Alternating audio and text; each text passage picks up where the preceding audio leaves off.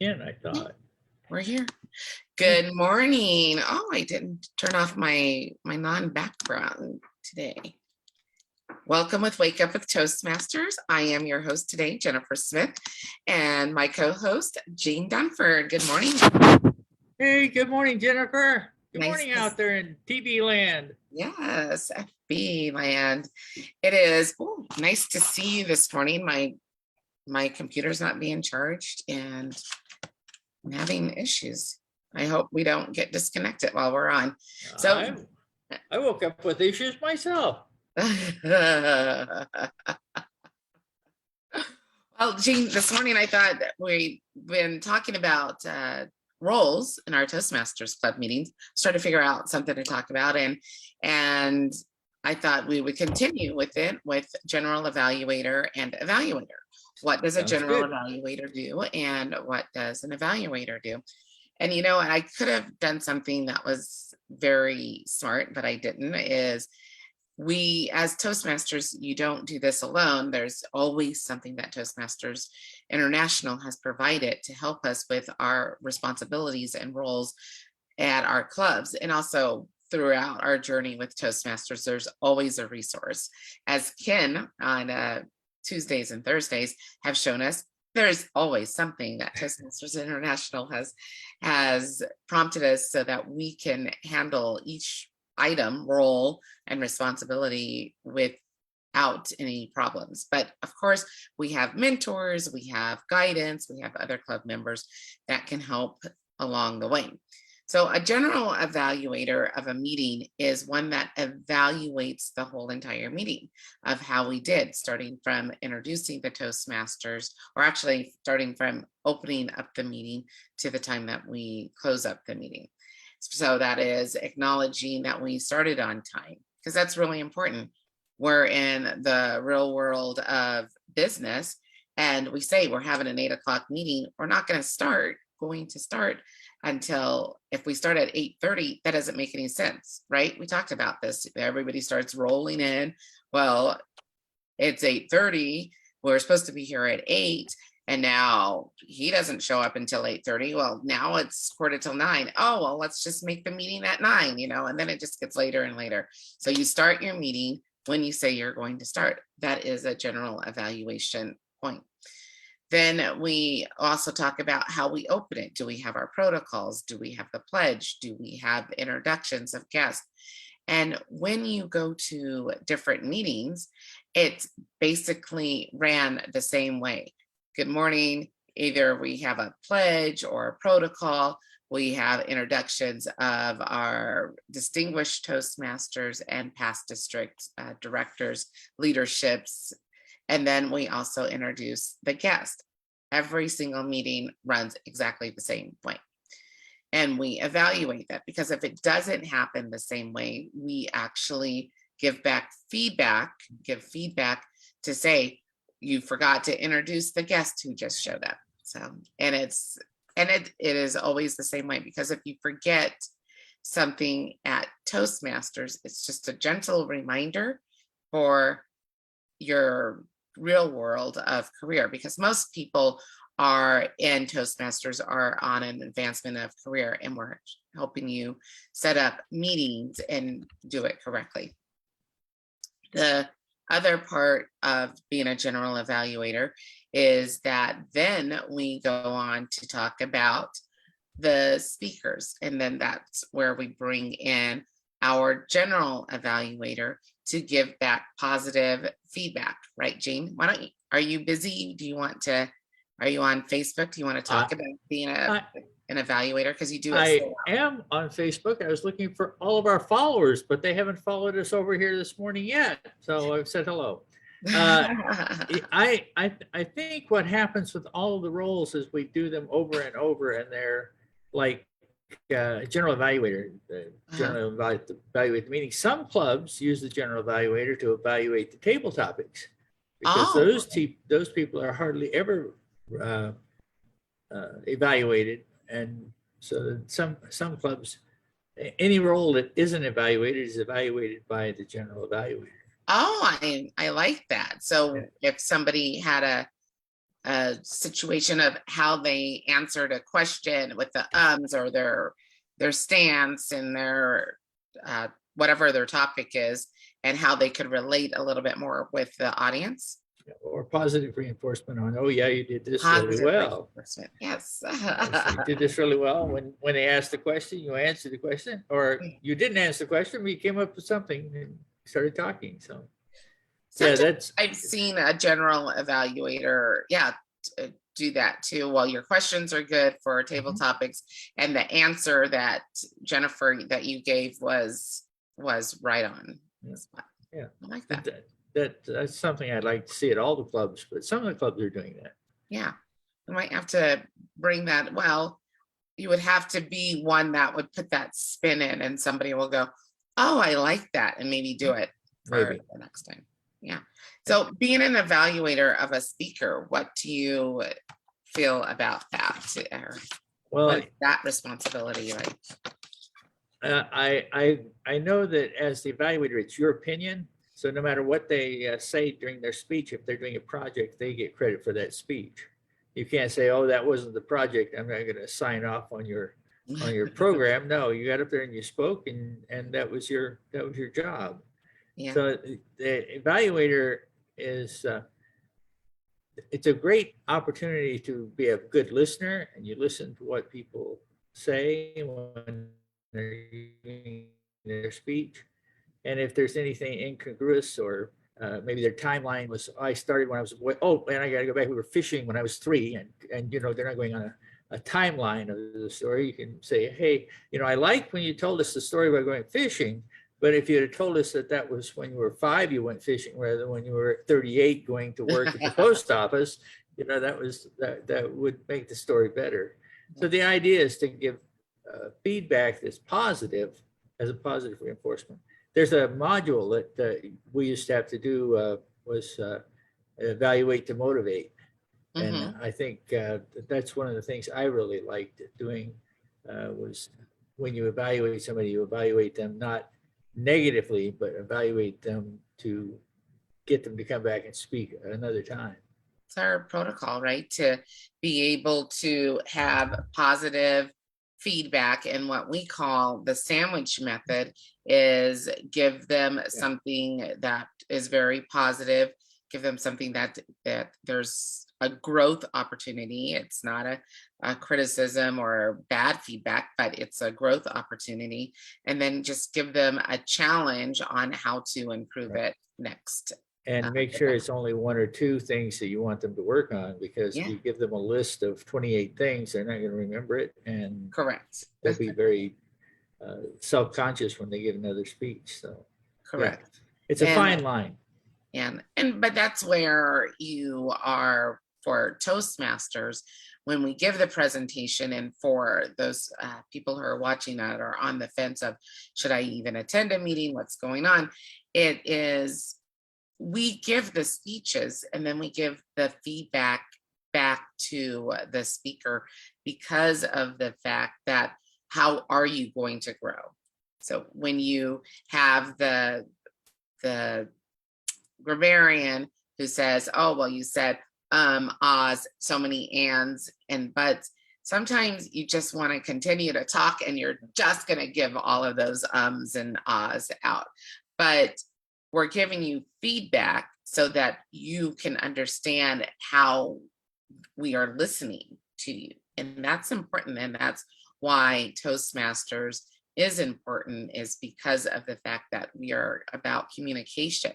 And it's not about being a public speaker, even though some people do aim to shoot for public speaking, or I want to be on stage, I want to do this, I want to do that, but it's more of communication. So what the audience, right, Jean, what the audience hears, and how we can perfect that, where you're sitting at a table full of people and nobody talks over you because you don't have anything to say, or they just don't want to hear your voice. We are helping you with your tone of your voice, the speech patterns, just a better way to communicate, correct? That's right. Have you done the Pathways project where it's dealing with a what was it? How does it phrase? Angry or disinterested group. The audience Yeah. where everybody is joining in and communicating and talking over you and asking Right. questions, Yeah, being the that project. whiner, being the I don't want to communicate, sitting in the corner. Yeah, I've done that. Yeah, that I like that. I like that. It's a very educational challenge to do And that. it's true in situations. George Lund is a great actor. I think that he's very interesting of different characters that he can bring to the table. And I'm just now realizing that because I belong to different clubs with him. And then but when he does dealing with the difficult audience, he is hilarious. You're on mute, I think. I'm not. I was just looking at Facebook because I got a little message pop up, but it's saying that I typed something wrong when I was typing myself. I'm talking to myself over here on Facebook. Hey, you did that wrong. Yeah, I like Valley Voices and Vices. It's a great club, and I went there for several years.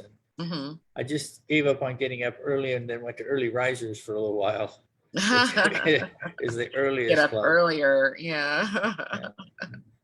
And now I'm looking for the club that sleeps until noon. So there's plenty of those.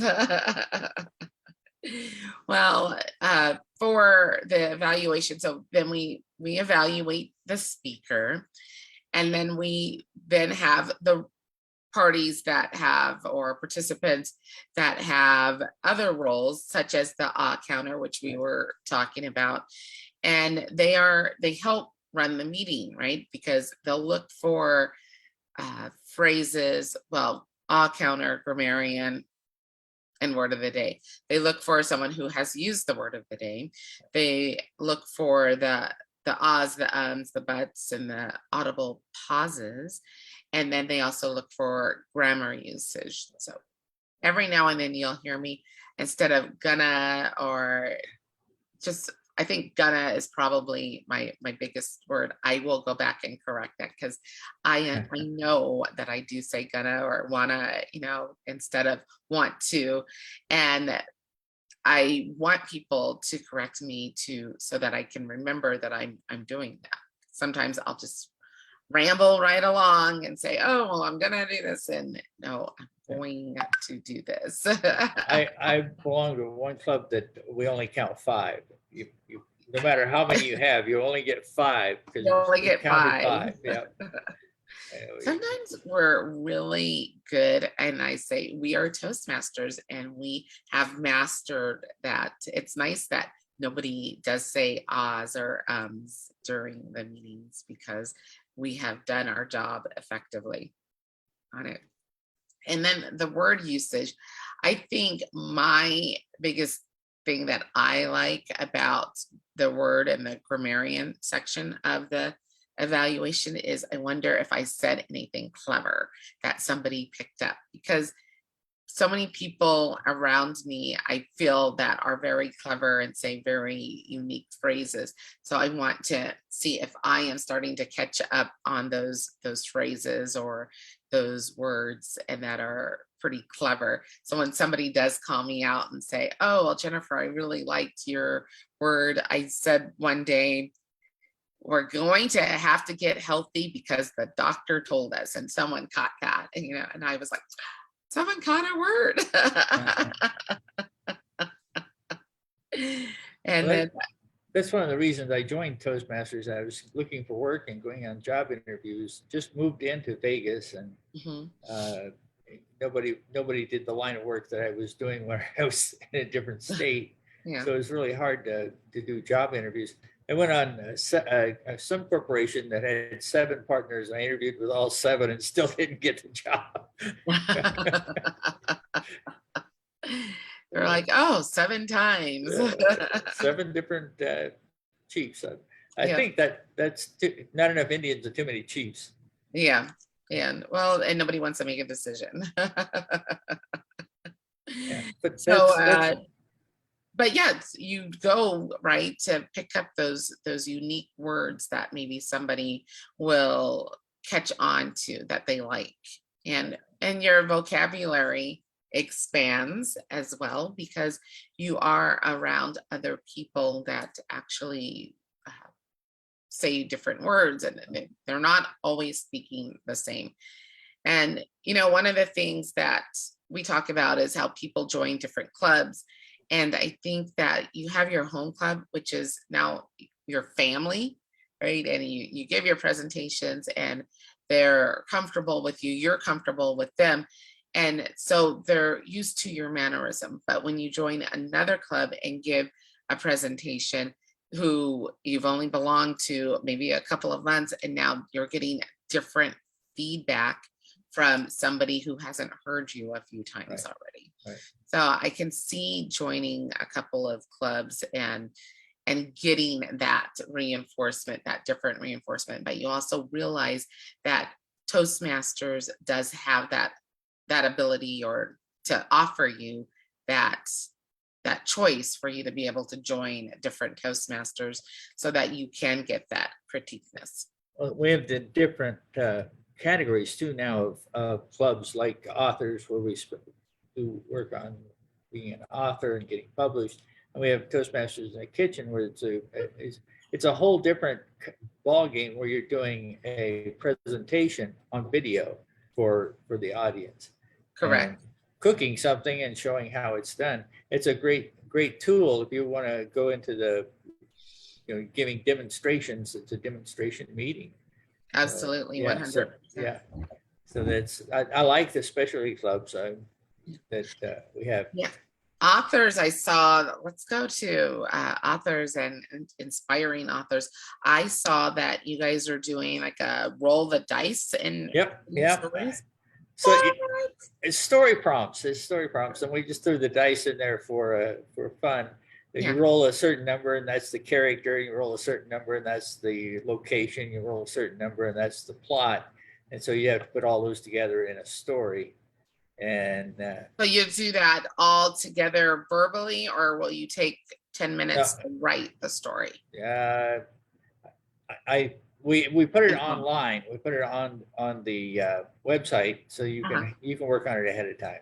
Oh, okay, gotcha. You roll your own dice, and whatever numbers you come up with, and you create the story about that. Yeah. And then when do you present it, or are you going to read it? How is that going to be? And generally, it's reading. We work off of the written word for authors.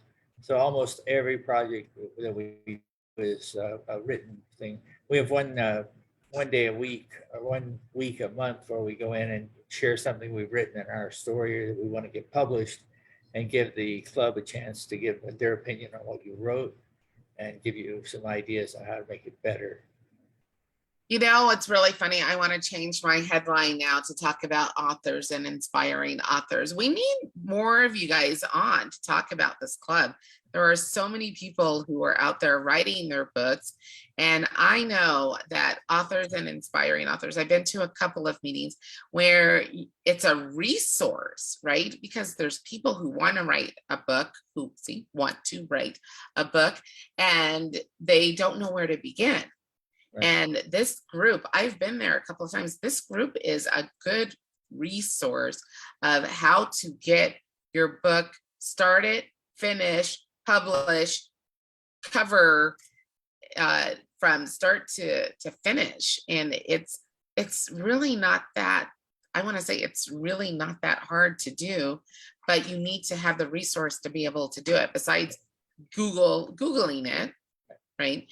You have somebody who's actually written the book, got their little SKU, got their covers, got their editors, and it's a lot, but it's not a lot once you have your everything checked off.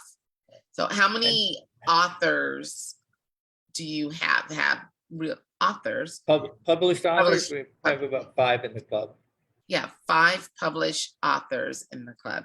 That is amazing. So and I think most of those are self-published now with used to be you'd write a story and you'd send it off to a publishing house, and then they would reject it. You'd work on it again and send it, and then you reject it. Mhm. But nowadays, with self-publishing, you can actually write a book, not even print it out, send it to Amazon, and get your book published on Amazon. And I didn't know that before we went through that meeting of how to Yeah, get published. So yeah, it's a simple process now. And if yeah. your book catches on, you write something that everybody wants to hear what happens next, then you write a sequel. We need more of the authors, inspiring authors. I think that is one of the creative clubs that we have had. So we need a couple. I was just actually talking with Doris, who is our president of Toastmasters in the Kitchen, and asking her to join us next week. So we'll see if she's on for next week, but maybe we can get somebody from authors and inspiring authors because of their creativity. It's an online club. It's a Friday night, and there's so much more that you guys could be doing to get that. And authors, we have an international association of people that are, if we took it live, they would not be able to attend because they're in Australia or they're in Ireland or they're somewhere else. And with it being online, it's open to anyone, anywhere. And that's the same as Toastmasters in the Kitchen as well, because we have people from Japan and Canada and just across the United States, which is amazing. I like it. Yeah. And both clubs grew from the pandemic, right? What can we do? Right. What can we do to entertain ourselves? And do I want to write a book? How do I write a book and get the resources together? I want to do a cooking demonstration, get the resources together. Larry wanted to bake bread and show people how he was baking bread, and versus just a YouTube video. He could start that, but how many breads can you make, right? Let's get some more people in and talk about what else they're cooking. So if you haven't seen my promo video for Toastmasters in the Kitchen, you need to check that out and share it. We just need more people to know about it. So. Yeah, it's awesome because you have camera views that you have to set up, and you're doing something while you're talking while you're making a product or making a dish. And it's more complicated than just getting up and giving a speech. Yeah. Because you're working with your hands, you're working on camera. Yeah. And my goal for Toastmasters in the Kitchen is to have more of the storytelling while you're doing it, not talk about your dish, but the storytelling of why that dish is important. Yep. Or what is going on with whatever you're doing, but you have that dish and you're making it. So this week I am the head chef, so I am cooking cool meals for the summertime because it is scorching hot out there. Who wants to turn on their oven? And so now I will have to go through of, why I don't want to turn on the oven and how we can just always reach into the fridge where we've learned to cook on the stove, the oven, the grill. How do we just make something that's still nutritious, still filling, and for our meals? So that's where the storytelling will have to be while we're slicing, dicing, and mixing. I think one more thing you should think about, like in July or August, is how to bake bread on the sidewalk. Or fry an egg. How people did it before ovens, right? The one thing I really like about all of our meetings, it doesn't matter what we're doing or what work we're doing. We all have fun at it, and it's a fun process. We're entertained, we're educated. So I was in a speech class in high school, and you do a project and you get your grade like 6 weeks later. You don't get any feedback on what you've done. Mm-hmm. And then you've given like 3 or 4 speeches, but nobody's told you this is how you should do it instead of the way you're doing it. And that's the thing about Toastmasters, is you get an immediate evaluation by a peer. And we should bring that up too, of if you are in high school and you think that, and you're scrolling through and saw what is Wake Up with Toastmasters, we do have, what do we want to call a junior youth youth leadership project. Yeah. Yes, youth leadership projects where you as from what 13 or we I can don't think there's a lower age limit. Yeah. I don't think so from 5 to Yeah. 5 to 18 that we can do a project. I think it's 6 weeks project to help you be a better presenter. Who wouldn't Yeah. want that when you're in high school? At least Yeah. then when you're standing up, you want to be class president, or when you're giving that presentation, when you're like this, giving the presentation, it can be resolved by a simple six-week course.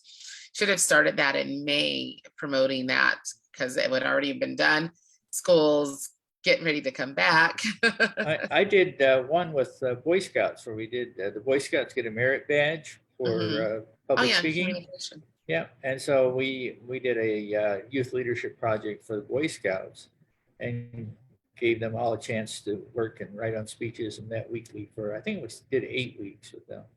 I am going to reach out to my former pack that my son belonged to and see if I can. That is on my things to do. He just helped me with how to do that, because that's part of a DTM, right? Right, as part of your work for a distinguished Toastmaster. I'm going to see if we could get that started in September when they start back up. And you could actually do your high performance leadership on that as well. If you arrange the classes, you get teachers to come in, and you were doing all of the work on getting everything together. You could do that as your high performance leadership project. Maybe I'll get my brother, who's a principal for a high school in Germany, to do an online one. Yeah. Oh, look at me. My brain's starting to tick as if I don't need anything else in my brain. All right. Well, guess what? We're having so much fun again, and it is the end of our show. We've been time traveling. What was that? I said we've been time traveling. We traveled through a half hour. I know. Look at that. How does that happen? So those viewers out there who are watching, make sure you comment below and share. And if you want to be a guest, let us know, because we are still looking for guests. You know what? The reason why we talk what we do on different topics is because of not having guests. But originally we are designed, our little morning show is designed to be able to have you promote your club yourself. Let us know about your journey. Let us know about your clubs. It's a fantastic way to promote your club. Get it on your websites, get it on your Facebook pages and all your socials, so that you're active, that you can communicate. If you are, what do I want to say, afraid or timid of the process, let me know, and we will prompt you with questions that you'll already know.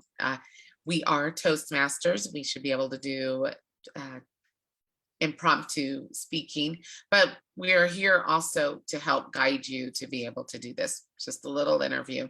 So let us know, and I look forward to seeing you guys. Tomorrow we have Scott and maybe me. I don't know if he has anybody that he sent out an email, so I might show up where he's interviewing me, and we'll go from there. So Jean, do you have anything else to say?